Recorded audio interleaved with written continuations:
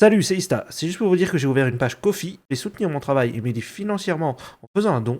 Vous pouvez le faire à cette adresse ko-fi.com/ista_. Vous pouvez tout simplement scanner ce QR code pour vous rendre directement sur ma page perso. Merci pour votre soutien et j'espère que cette vidéo vous plaira. C'est parti pour le Best of Clash 16, let's go! Encore, quelle logique institutionnelle voyez-vous à considérer qu'Emmanuel Macron, quoi qu'on en pense, soit dans une situation à mettre fin à son mandat? Vous, il y a quelques mois, vous disiez Lucie Castet à Matignon. Là, on pouvait considérer qu'il y avait une forme de logique. Dire voilà, on est arrivé... Ok, on a compris. Laissez-moi vous répondre. On a compris, j'essaie juste d'aller au terme de la question. Pourquoi vous êtes passé de Lucie Castet à Matignon à là, il faut qu'Emmanuel Macron s'en aille? Eh bien, précisément parce que Lucie Castet n'a pas été à Matignon. Et que c'était le résultat des élections. Et vous avez raison de dire, le président est élu pour 5 ans. Mais figurez-vous que dans toutes sortes de démocraties, il existe, et nous la mettrons, nous, à l'ordre du jour, un référendum révocatoire qui fait que, alors que quelqu'un est élu pour 5 ans, 6 ans, 7 ans, eh bien, en cours de route, les citoyens peuvent dire... ce référendum révocatoire. Mais si, monsieur, il existe la motion de destitution à l'Assemblée nationale. Qui, fonctionne selon des règles extrêmement contraintes, et il n'y aura pas de destitution du président de la République. Voilà, vous dit monsieur Duhamel, et je demande à tous nos auditeurs de bien entendre qu'aujourd'hui, monsieur Duhamel dit, le président de la République ne partira pas. Eh bien moi, je pense qu'il partira. Je n'ai pas dit qu'il partira pas, j'ai dit que la motion de destitution telle qu'elle existe dans la Constitution de la Ve République ne correspond pas exactement aux critères que vous évoquez ce matin. Mais vous avez le droit de le dire, mais permettez que moi, je dise à la fois le contraire, et surtout, monsieur Duhamel, que je vous montre que c'est la seule solution pacifique, démocratique, normale, dans un grand pays, une vieille puissance républicaine comme nous. La solution républicaine, c'est que le responsable de la crise assume sa responsabilité devant le vote des électeurs. Et M. Macron, d'ailleurs, je vous signale, s'il venait à partir là, pourrait représenter sa candidature, car il n'aurait pas fait 2 mandats complets. Là-dessus, les juristes expliquent que s'il démissionnait... c'est compliqué de me contredire tout le temps. Vous êtes le porte-parole de Macron, quoi. Jean-Luc Mélenchon. Pas de ça entre nous. Dernière question, Mathilde Panot. Faut-il faire des doigts d'honneur aux journalistes lorsque les questions vous déplaisent? Jean-Luc Mélenchon n'a jamais fait de doigts d'honneur et je vous le dis, nous n'avons pas peur de vous. Si nous voulions faire des doigts d'honneur sur un plateau, nous l'aurions fait directement. Jean-Luc Mélenchon n'a jamais fait de doigts d'honneur. Peut-être même le doigt d'honneur serait dans notre programme si nous voulions le faire. Donc ne vous inquiétez pas. Il y a des images quand même. Non, il n'y a aucune image qui existe de ce moment-là. Et notamment sur d'autres angles, on voit que Jean-Luc Mélenchon ne fait aucun doigt d'honneur. Donc merci de ne pas répandre des mensonges de cette façon. Pourquoi vous, qui demandez aussi par exemple une élection présidentielle anticipée, vous n'êtes pas, comme Marine Le Pen, je vous fais réagir à son déplacement, au contact des Français? Mais madame, la question que vous devriez vous poser, c'est pourquoi madame Le Pen, qui a été élue députée et qui est censée siéger à l'Assemblée nationale, n'est pas aujourd'hui sur les bancs de l'Assemblée nationale pour faire son travail. Vous savez... Juste avant l'interruption de la séance à 13h, nous étions en train de discuter de l'impôt sur le revenu. Et dans le budget tel qu'il est proposé par monsieur Lecornu, il y a l'idée que l'ensemble des Françaises et des Français vont devoir payer davantage d'impôts sur le revenu. Que des personnes qui jusque-là ne payaient pas d'impôts sur le revenu devraient en payer demain si le budget de monsieur Lecornu était adopté. Et ben moi je considère que mon travail, le travail des vrais opposants, c'est d'être dans l'Assemblée nationale pour combattre ce budget, pour empêcher par exemple cette mesure d'être mise en place. Mais Madame Le Pen n'est pas là. La moitié des députés du Rassemblement national ne sont pas là. Alors peut-être que Madame Le Pen préfère aller faire des selfies, mais moi, pardon, je préfère faire mon travail de parlementaire et combattre ce budget. Les emplois fictifs, ça suffit. Moi, je me suis juste arrêté sur les origines et les ramifications qui permettent de remonter à ceux qui ont initié ce mouvement du 10 septembre. Par exemple, le compte Telegram Les Essentiels. Sur ce compte, ce mouvement a été mentionné pour la première fois. Son fondateur souhaite la dissolution des syndicats et des partis politiques. Parmi les comptes sur X qui relaient et soutiennent ce mouvement, revient un hashtag gouvernement de tromperie aux accents complotistes, pro-russes, anti-vax.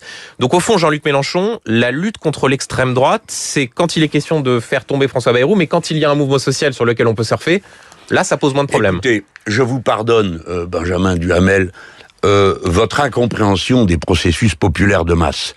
Et je vous enverrai bientôt quelqu'un dont je ne suis pas un supporter, qui est Lénine, et qui explique que si vous attendez que les révolutions soient déclenchées par des millions de révolutionnaires marxistes, vous attendrez toute votre vie et vous verrez rien. Les mots d'ordre ne posent pas de problème. Attendez, mais vous mentez. Pardon, monsieur Duhamel, là vous allez trop loin. Doucement. Au point de départ, je ne sais pas qui a lancé cette date. Mais ensuite, elle a été investie par un mouvement citoyen qui a immédiatement dit « Nous voulons rester indépendants ». Et nous, les Insoumis, nous avons dit « C'est la condition pour que ça marche ».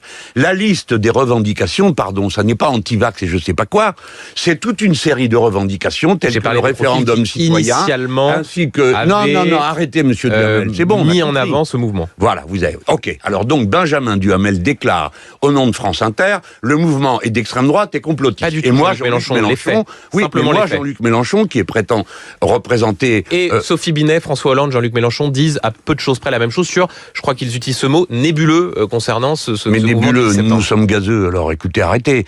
Non, monsieur Duhamel, on peut pas parler si on caricature la vie. Monsieur Hollande, ok, on a compris, il est contre. Mais madame Binet a dit que l'heure était à la mobilisation et que le 10 septembre était une étape. Monsieur Duhamel, pourquoi n'avez-vous pas lu, j'aurais dû amener mon papier, la liste des syndicats CGT et Sud, comme Sudrail, comme CGT ArcelorMittal, comme la CGT Chimie, la CGT Commerce. Alors, monsieur, ce sont des complotistes? Ce sont des anti-vax? Alors, je vous en prie, Benjamin Duhamel, respectez les gens. Merci de m'inviter en tout cas sur CNews ce soir. C'est avec grand plaisir que j'interviens sur votre plateau. J'ai l'impression que vous focalisez beaucoup sur les sujets d'extrême droite dans la soirée. Précisez votre pensée. Vous voulez dire que les propos qui ont été tenus là, on n'a pas le droit de les... Ça fait pas partie de la liberté d'expression ? Je pense qu'il y aura quelques signalements à l'Arcom, j'imagine demain, peut-être même pas par moi, juste par les gens qui ont regardé votre émission. Ce que je me disais en regardant l'émission et les réactions et comment vous conduisez vous-même votre plateau, c'est qu'on est prêt à accueillir le fascisme, il n'y a pas de problème, ça va passer très tranquillement. Je regardais tout à l'heure, je recherchais un peu des citations de Philippe Pétain. Les gens, monsieur le député, s'il vous plaît, précisez votre pensée. Où est-ce que vous avez entendu du fascisme? Donc le propos n'est pas libre, finalement, on peut pas tout dire sur votre plateau, j'ai l'impression. Non mais précisez votre pensée, puisque c'est comme une accusation grave, donc précisez votre pensée. Je veux bien, mais il faut me laisser finir la phrase pour ça, monsieur. J'ai pas entendu, pardon. Oui, j'étais en train de vous dire, je recherchais tout à l'heure des citations de Philippe Pétain qui expliquait dans sa ligne politique qu'il fallait que l'individu s'efface derrière la société pour préserver la société française, etc. C'est exactement les propos qu'a tenus monsieur Retailleau. Quand ils disent diviser, par exemple, en remettant le gros du sol à Mayotte, on crée deux types d'êtres humains, même pas de citoyens, mais d'êtres humains, et c'est plus du tout la question des droits universels. On n'est plus dans le cadre de la déclaration des droits de l'homme et du citoyen. Monsieur le député, permettez-moi de vous dire quand même que Valéry Giscard d'Estaing l'avait proposé avec le soutien de Jacques Chirac. À ma connaissance, il n'était pas des fascistes. On peut pas finir une phrase. Je suis en duplex. Attendez, je suis en duplex. C'est déjà suffisamment compliqué de faire un duplex comme ça parce qu'il y a un léger décalage. Si vous me coupez au milieu de mes propos, on va pas s'en sortir et on va se terminer la soirée là. Sinon, ça va être trop compliqué. Déjà que vous me faites effectivement le plaisir de passer en dernier à 23h30 parce que j'ai compris les Insoumis c'est sympa, mais vraiment en fin de soirée, il faudrait pas que les gens écoutent. Donc j'aimerais pouvoir tenir mon propos, s'il vous plaît. Allez-y. Oui, il y a une problématique aujourd'hui de l'extrême droite qui avance sur son agenda politique. Et le meilleur exemple, c'est Bruno Retailleau. L'autre meilleur exemple, c'est Madame Lavalette. J'étais à côté d'elle quand elle a parlé tout à l'heure et elle vous a dit une chose très simple. Elle a dit, mais moi, Bruno Retailleau, ça me va, il dit tout ce qu'on dit. Juste, il le fait pas jusqu'au bout. Il le fait pas jusqu'au bout. Donc ces gens préparent l'arrivée au pouvoir de l'extrême droite. Donc il y a encore des gens dans ce pays qui qualifient effectivement politiquement ce qui est en train de se passer. Et oui, ce sont des éléments du fascisme qui sont en train de progresser. Et nous sommes là, nous, en tout cas, pour rappeler qu'il y a des principes de la République, des principes des droits humains, et que ces principes ne sont pas là pour faire beau. Ils sont là pour permettre le vivre ensemble, comme l'a dit une des intervenantes tout à l'heure. En tout cas, ils ont cette efficacité de permettre la paix sociale, la paix civile. Peut-être que ça ne vous intéresse pas. Moi, ça m'intéresse énormément. Je ne souhaite pas diviser les Françaises et les Français entre eux, ni les êtres humains entre eux, en fonction de leurs origines, leur couleur de peau, etc. Il faut faire ensemble. Or, monsieur Retailleau passe son temps à mettre de l'huile sur le feu là-dessus parce que ça permet de ne pas discuter des questions sociales et de tout le reste des problématiques qui ont lieu dans le pays. Une des intervenantes qui gère une association, une des invitée qui avait sur votre plateau a elle-même décrit en disant mais attendez, vous nous parlez de répression, mais dès qu'on veut faire de la prévention, dès qu'on fait du social, il n'y a plus personne pour nous aider. Il n'y a plus personne pour nous aider. Il est bien là le problème. Surtout que cette politique est fondamentalement inefficace. Ils sont depuis 7 ans au pouvoir. Et ils prennent la situation actuelle en disant « Regardez, c'est scandaleux, la violence augmente, etc. » Mais c'est leur bilan. La situation actuelle, c'est leur bilan. C'est leur bilan. Il faudrait peut-être leur poser la question à un moment donné, de les confronter à leur propre bilan et leur propre inefficacité, innocuité de leurs propositions politiques. ne demande qu'à se mettre au travail. On a des groupes qui sont prêts à travailler, en tout cas notre groupe. Non, mais oui, évidemment. Vous êtes des menteurs. Mais alors, vous mentez. Non, mais vous êtes moi, je ne fais que je cela. vous le dis droit dans les yeux, des menteurs. Écoutez, parce que vous dites que vous êtes prêts à travailler. Sur quoi vous êtes prêts à travailler? La réforme des retraites. Vous étiez minoritaire, vous voulez travailler là-dessus? La taxe Zuckman, 2% sur le patrimoine, une campagne de malades pour nous empêcher. Et la taxe Zuckman, ça devient l'alpha et l'oméga. Le moindre de nos amendements moi, je signe des amendements de redistribution des richesses, vous les avez tous démolis. Donc ça n'est pas vrai que vous êtes prêts à travailler à que vous ne soyez pas content de ne pas avoir de majorité à l'Assemblée, que vous ne soyez pas content de ne pas réussir à les faire passer, c'est une chose. Mais quelle est la concession que vous avez fait en 8 ans de macronisme? Mais c'est pas une question de concession. Non, mais c'est laquelle? Donnez-moi une. C'est pas une question. Non, mais vous voyez, vous êtes toujours dans le mauvais logiciel. Mais vous dites que vous êtes prêt à co-construire. C'est pas une question de concession, c'est une question d'obtenir des victoires à l'Assemblée nationale. C'est une question de présenter des amendements et de les faire voter. Mais dites-nous celui que vous êtes prêt à voter. Avec tout. Privé. Voilà, je ne vais pas être beaucoup plus long, j'aurais juste voulu dire à peut-être Jean-Hervé Lorenzi quand même que la productivité, je suis désolé, mais il y a quand même un écart qui s'est creusé et qui est grave, parce que quand les États-Unis d'Amérique, chaque année, font 2,5% de croissance avec une productivité qui est décorrélée de ce qu'on fait en Europe, on voit le décrochage. Ils ont une capacité à investir dans l'intelligence artificielle énorme. Les plans qui ont été annoncés, on a parlé de 500 milliards, mais il y a Meta qui a annoncé hier 60 milliards. Le budget du CNRS, c'est quoi? C'est 3 milliards 7. Enfin, c'est une blague à côté de ce qu'ils investissent en intelligence artificielle. Donc, la création de richesses aux États-Unis, malgré les inégalités sociales, ils ont des problèmes aux États-Unis. C'est pas un paradis. Nous, on est très heureux au MEDEF d'être européens. On est pour des systèmes de solidarité. Mais comment ils peuvent être durables? Comment ils peuvent être pérennes? Nous, on pense, c'est la façon dont on voit les choses, que c'est en créant ces richesses. Certes, c'est pas que les entreprises qui les créent, mais quand même, c'est beaucoup les entreprises, le secteur marchand. Le secteur non marchand dépend du secteur marchand. On pense que c'est avec des cotisations. Alors, je ne sais pas comment vous les appelez. Les syndicats disent non, nous on appelle ça charge, et les syndicats disent revenus de différés. Ça a l'air différé. Bon, salaire différé. Néanmoins, le salaire différé, on en prend dans la poche des salariés quand même beaucoup. Et je ne sais pas s'il sera différé. Alors, pour terminer, je dirais, puisqu'on le voit avec les retraites, on n'est pas vraiment sûr du niveau de pension. Donc nous, on est aussi un peu insoumis d'une certaine façon, et j'en terminerai par là, puisque je vais au bout de mon raisonnement. On est un peu insoumis à notre façon, puisque vous portez ici la détention par les salariés du capital des entreprises d'une certaine façon. Mais nous, on défend l'actionnariat salarié. La France, c'est le pays européen où il y a le plus d'actionnariat salarié. D'ailleurs, ça leur donne des voix au conseil d'administration. On en est ravis. Défendons l'actionnariat salarié. Mais si on défend l'actionnariat salarié, pourquoi on ne défend pas non plus les retraites par capitalisation? Pourquoi on s'empêche d'avoir un rendement pour les pensionnés? Pourquoi on dit d'un côté que les entreprises se gavent et que le CAC 40 fait des profits mirifiques, et pourquoi on interdit aux salariés d'en profiter? Donc l'actionnariat salarié, c'est une chose qu'on développe avec des outils extrêmement concrets, et en plus ça stabilise le capital de nos entreprises.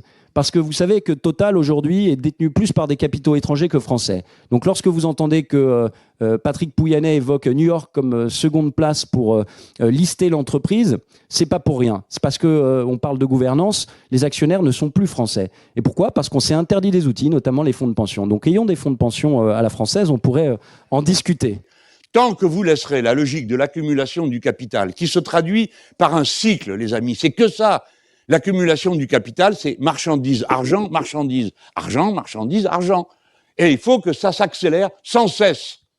Quand vous vous posez la question des gains de productivité, est-ce que je peux moi vous en poser une? Est-ce que vous ne pensez pas qu'un jour il y a une limite? Vous croyez que les arbres poussent jusqu'au ciel? Non, bien sûr. Personne ne peut croire une chose pareille. Donc vous allez croire que la productivité peut sans cesse s'améliorer si vous y mettez des machines. Pour mettre des machines, il faut mettre de l'intelligence. Pour mettre de l'intelligence, il faut de la culture. Pour faire de la culture, ça coûte et c'est pas gratuit. Donc il faut une puissance publique. Voilà le cercle vertueux. Si vous partez de l'idée, plus ça va rendre et plus on va être fort, ben allez-y, faites-le. Allez, courez 2 fois plus vite, produisez 4 fois plus vite. Vous n'y arriverez pas. Vous n'y arriverez pas et vous crèverez les gens en route et auparavant ils vous auront pendu et ça sera bien fait. Député LFI pris en flagrant délit de fake news. Vous êtes en train de m'accuser tous d'avoir fait une fake news. La vérité, avec un point d'interrogation. La vérité, oui, mais vous faites toujours ça. La vérité, c'est la suivante. Il y a une directive européenne qui a été votée par l'intégralité des députés européens. Non, sauf Jordan Bardella. Non, madame, vous faites encore une fake news. Jordan Bardella a voté contre, puis a demandé à corriger son vote parce qu'il s'était trompé. Donc, Monsieur Bardella voulait voter pour cette directive. Tout le monde voulait voter pour cette directive. Monsieur Macron a fait ce qu'on appelle de la surtransposition. Cette surtransposition, elle vient au fait que, contrairement à ce que vous avez dit en disant non, ça va pas être interdit, ça va être davantage contrôlé. Sauf que l'exemple que prend le ministre, laissez-moi finir, je vous ai laissé finir. Je vous ai laissé me salir sur ce plateau. Vous me laissez répondre. Monsieur Macron, il a surtransposé. Quand le ministre parle de la machine à laver à remplacer, il ne comprend pas ce qu'est la vie des gens. Les gens sont à découvert le 16 du mois parce qu'ils n'ont pas assez d'argent pour manger. Et donc aujourd'hui, il y a des banquiers qui vont arriver, qui vont dire ah pardon, il faut contrôler que vous descendiez pas sous 200 €. Ah donc non, laissez-moi finir tous. Donc il va falloir choisir entre nourrir ses gamins et avoir le banquier qui va dire ah d'accord, désolé, pardon. Ensuite, deuxièmement, si on va pas avoir à choisir entre nourrir ses gamins et le reste. Si, c'est exactement ça. Non, vous pouvez pas être caricatural comme ça. Vous avez à l'heure actuelle là en France, à l'heure actuelle dans notre pays, il y a des gens qui sont à découvert le 16 du mois, ça représente 20% de la population française. 20%. On est en train de discuter de la manière dont les ultra riches vont faire des holdings pour éviter de payer l'impôt. La réalité dans notre pays, c'est des gens qui sont à découvert. Je vous dis juste un truc. Il y a une pétition qui est en ligne. Si vous voulez la signer, vous pouvez. Avec les bonnes infos. C'était pas les bonnes infos sur les 200 €. Mon info est pas bonne. Mon info est pas bonne. Sur les 200 il va pas y avoir davantage de contrôle. Si jamais vous n'avez pas les revenus, on va vous dire quoi? On va vous dire non. Mais c'est déjà contrôlé. Oui, c'est déjà contrôlé. On a tous une banque, on est tous contrôlés. Oui, mais vous n'avez pas le même revenu. Vous voulez que je vous dise, j'ai des crédits et on m'appelle en me disant attention, on a tous des crédits ici, on ne doit pas aller au-delà des 30%. Non, on a tous été à découvert quand on était plus jeunes, mais on s'est tous fait engueuler par notre banquier. Mais vous savez quoi? Mais moi, le mois dernier, j'étais à découvert. C'est pas ça. Votre banque vous appelle. Mais précisément, non, ma banque m'appelle pas parce que ma banque sait que j'ai assez d'argent pour remplir le découvert. Le problème qui est posé, mais je suis en train de vous parler de la vie concrète des gens. Qui a imposé ces 200 €. Le président de la République a décidé de faire une surtransposition. Ce n'était pas contenu dans la directive européenne. Monsieur Bardella a voté contre d'abord, a fait corriger son vote pour dire qu'il voulait voter pour. Cette information est vérifiable, chacun peut aller regarder. Vous m'accusez de faire de la fausse information. Si nous n'avions pas informé sur ce sujet, personne n'aurait été au courant. Et la vérité à la fin, c'est que vous êtes tous d'accord pour dire qu'il va y avoir... qui va entrer en vigueur en novembre 2026. Vous êtes tous d'accord à la fin pour dire... Vous êtes tous d'accord à la fin pour dire que oui, il va y avoir davantage de contrôle et que si on dépasse les 200 €, ce qui est plein de gens, pas pour réparer la machine à laver, pour remplir le frigo, eh bien ça va être un problème ensuite auprès de la... Vous savez, il y a quelques années, le dialogue social, c'était sur le perron de Matignon. À Paris, on convoquait presque les organisations patronales et les syndicats et on les sommait de trouver un accord sur le salaire minimum ou sur tel ou tel sujet. Et puis, tous sortaient en disant on a un accord. Aujourd'hui, on parle de conclave. On a un accord qui est fait à Paris et qui s'appliquera partout, dans toutes les entreprises, dans tous les secteurs de France, que vous soyez à Vesoul, à Lorient, à Alès, vous appliquerez la même chose. Eh ben non, excusez-moi, lorsque vous êtes une TPE dans le textile, dans les Vosges ou dans l'Aube, vous n'avez pas les mêmes sujets que si vous êtes une boîte de la tech dans le Finistère qui travaille sur les vers marins, par exemple. Donc vous avez des problématiques qui sont différentes. Le MEDEF s'est fait un harakiri. Le MEDEF est un peu kamikaze. Le MEDEF s'est coupé de sa raison d'être, puisque notre raison d'être, c'est le dialogue social, le paritarisme de gestion, et nous avons poussé pour que le dialogue social se passe dans les branches et dans les entreprises. Dans les branches et les entreprises. Et donc, il y a eu un ensemble de réformes, les ordonnances Macron, El Khomri, la loi PAC, qui ont visé à envoyer du dialogue social dans les branches, dans les métiers, dans les filières et dans les entreprises. Voilà. Mais pourquoi?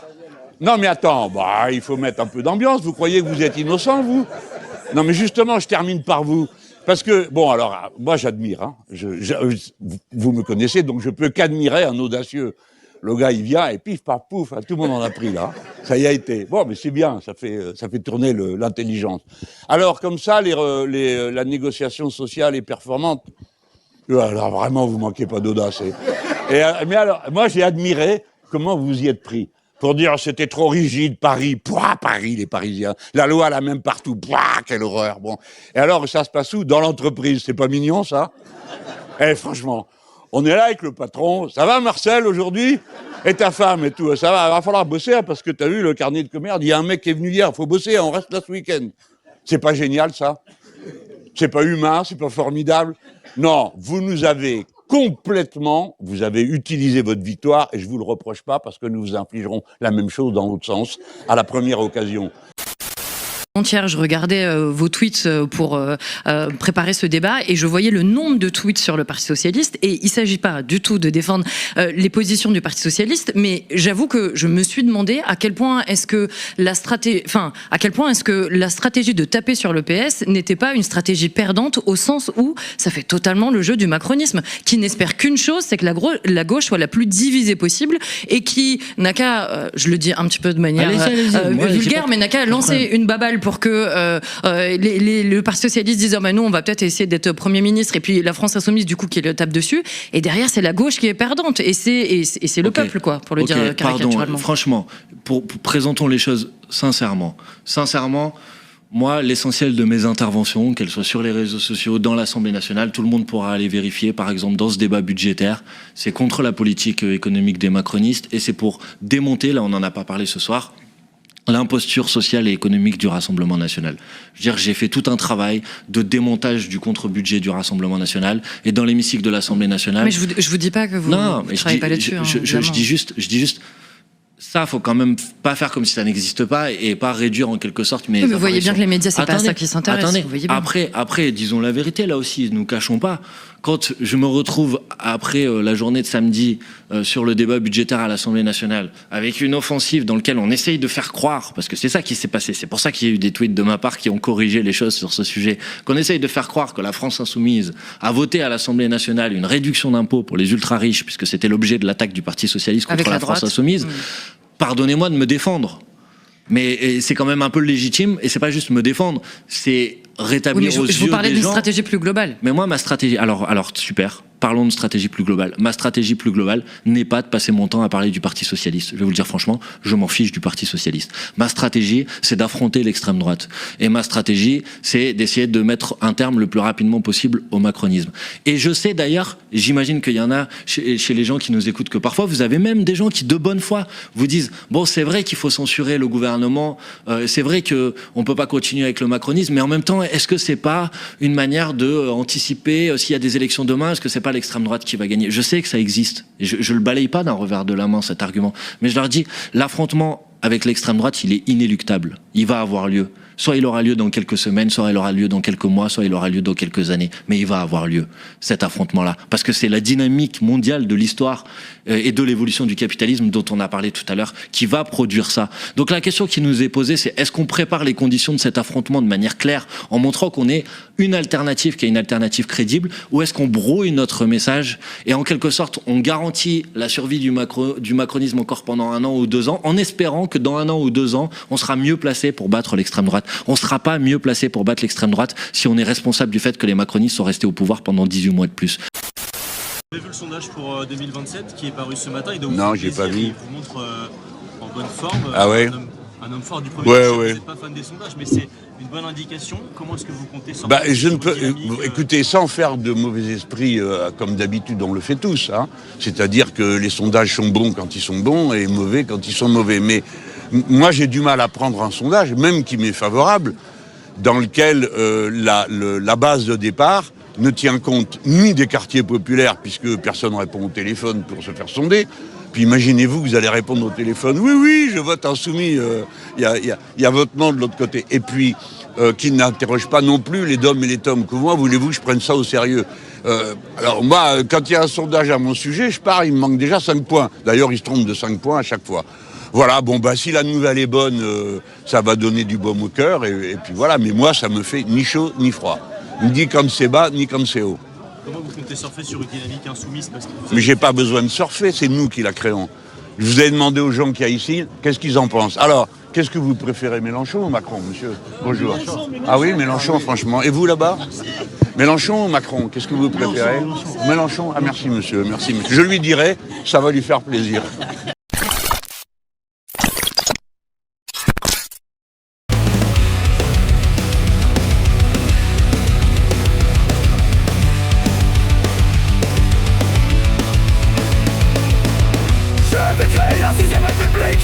Personne ne m'arrêtera. Abattez leur citadelle avec moi. Nous détruirons l'ordre néolibéral ensemble. On n'aura pas jeté un 6 tant qu'on met pas la 6. Je suis la tortue sagace, la République.